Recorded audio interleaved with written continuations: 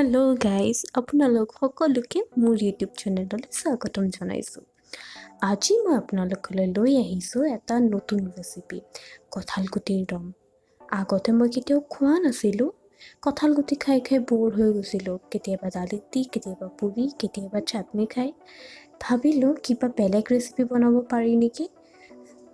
তাৰপাছত আইডিয়া আহিলে কি যদি আমি আলুৰ দম খাব পাৰোঁ, কঁঠালগুটিৰো দম খাব পাৰোঁ, নহয়নে? সেইবাবে আপোনালোকৰ লগতো মই শ্বেয়াৰ কৰিলোঁ ৰেচিপিটো।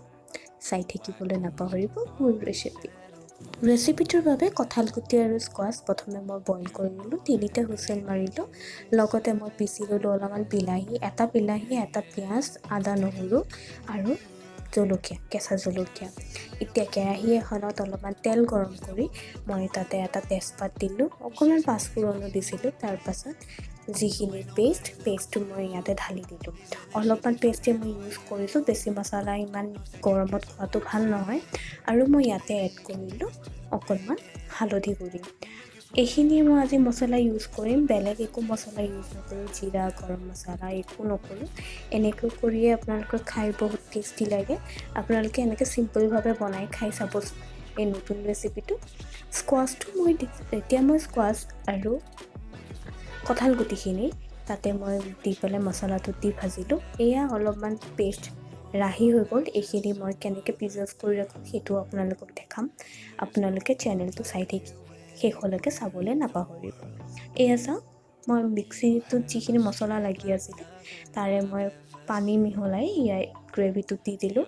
আৰু স্কোৱাছটো একচুৱেলি মই গ্ৰেভি বেছৰ কাৰণে দিছোঁ, যাতে গ্ৰেভিটো অকণমান ঠিক হয়, সোনকালে মিহলি হৈ যায়। স্কোৱাছ এনেই খাবলৈ মন নাযায়, নহয়নে? একো সোৱাদ নালাগে। এনেকৈ খালে আপোনালোকে গমেই নাপাব যে স্কোৱাছ খাই আছে। এতিয়া মই ইয়াতে আৰু অকণমান গৰম পানী এড কৰি দিলোঁ, গ্ৰেভিটো আৰু অকণমান সিজালোঁ। এতিয়া মই এড কৰিছোঁ নিমখটো এড কৰিছোঁ। নিমখৰ লগতে মই অকণমান মছলাখিনি যাতে এটা টেষ্টটো বেছি এনহেঞ্চ হয়, তাৰ কাৰণে মই অকণমান গুড় ইউজ কৰিলোঁ। আপোনালোকে চেনি ইউজ কৰিব পাৰে, গুড় নাথাকিলে।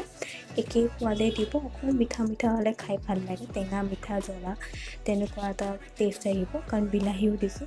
চাওকচোন গ্ৰেভিটো কি ধুনীয়া হৈছে, নহয়নে? ইমান কম মছলাত ইমান ধুনীয়া গ্ৰেভি,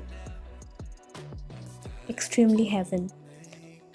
চাওক, এইখিনি মই উতলিব দিম।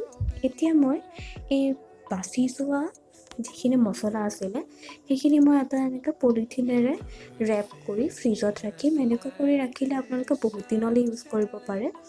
আৰু মেইন কথা হৈছে আপোনালোকে সদায় মছলা পিচি থকাৰ আপোনালোকৰ সেই টেনশ্যনটো নাথাকে। এতিয়া মই এখন প্লেটত প্লেটিং কৰিলোঁ। চাওক কি ধুনীয়া লাগিছে, নহয়নে? কঁঠালগুটিৰ দম। আমি কঁঠালগুটি বেলেগ ধৰণে বহুতেই খাওঁ, এনেকৈ এবাৰ বনাই খাব।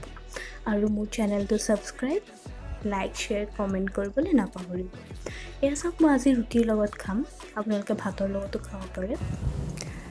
এতিয়া মই ৰুটিখন গৰম ৰুটিখন তাৱাৰ পৰা নমাই লৈ পেলাই প্লেটিং কৰি, এয়া চাওক, মই ৰুটিখন ডাঙৰকৈ বনাইছোঁ, কাৰণ গৰমত ইমান বেছি ৰুটি বনাই থাকিব মন নাযায়, নহয়নে? সেইকাৰণে এখনেই বনাইছোঁ, ডাঙৰকৈ বনাইছোঁ। ইয়াৰ লগতে খাম মই।